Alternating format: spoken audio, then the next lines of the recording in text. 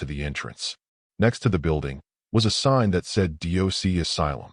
Ah, so the old facility I was kept in has turned into an insane asylum in my mind, Yonda said, taking a good look at the place. Can't say I'm surprised. But it does upset you, said Yonda's voice, ringing in both Run and Yonda's heads. As much as you like to own up to your past, you do despise the terrible memories it brings you, don't you? I didn't say that, Yonda explained, looking around to see if she could find the source of the voice, although she already knew she likely wouldn't find anything. That's probably your shadow self, Rin explained calmly. It seems she can hear us no matter where we are in the palace. Oh, I can do more than that. I can hear you, see you, feel you, all that. Shadow Yonda giggled. This entire place is my eyes and ears. With each step you take, you walk on my skin. Hee hee hee hee. Oh, this is going to get quite annoying, isn't it? Yonda cringed. There are two of you. Did you imagine it would be any other way? Shadow Yonda said.